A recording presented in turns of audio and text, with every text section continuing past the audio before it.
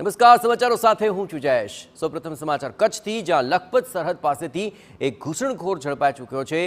બીએસએફે patrolling દરમિયાન એક પાકિસ્તાનીને ઝડપી લીધો। પિલર નંબર 1139 નજીકથી તે પકડી પાડવામાં આવ્યો। પ્રાથમિક તપાસમાં કોઈ શંકાસ્પદ નથી જણાઈ રહ્યું। વધુ તપાસ માટે પોલીસને તેને સુપરત કરાશે।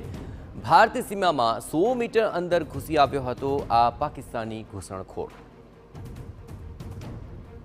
પ્રાથમિક તપાસમાં હાલ તો કશું જ શંકાસ્પદ નથી લાગ્યું, પરંતુ તે અહીં કયા ઈરાદે આવ્યો હતો, શા માટે ઘૂસણખોરી કરી રહ્યો હતો અને તે સાથે અન્ય કોણ કોણ સંડોવાયેલું છે, આ તમામ સવાલો એવા છે કે જેની તપાસ થવી જરૂરી છે। આ સમગ્ર મામલે વધુ વિગતે વાત કરવા જોડાઈ રહ્યા છે TV9 સંવાદદાતા જય દવે। જય, આ ઘૂસણખોર ઝડપી લેવાયો છે, શું વધુ વિગતો મળી રહી છે હાલ?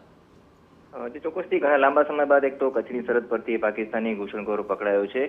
સામાન્ય રીતે દરિયાઈ વિસ્તાર છે ત્યાં ઘૂસણખોરો પકડાતા હોય છે, કેમ કે મોટાભાગના વિસ્તારોમાં જે ફેન્સિંગ છે તેનું કામ પૂર્ણ કરી દેવામાં આવ્યું છે, પરંતુ કેટલીક જગ્યાએ જે ફેન્સિંગનું કામ પૂર્ણ નથી થયું તે જગ્યાએથી આવી ઘટનાઓ બનતી હોય છે। ત્યારે ગઈકાલે બીએસએફ ખાસ કરીને તહેવારોને અનુલક્ષીને વિવિધ વિસ્તારોમાં ખાસ પેટ્રોલિંગ હાથ ધરી રહી હતી। ત્યારે પિલર નંબર 1139 પાસેથી એક પાકિસ્તાની શખ્સ છે જે ભારતીય સીમાની અંદર 100 મીટર જેટલો અંદર ઘૂસી આવ્યો હતો, તેને પકડી પાડ્યો હતો।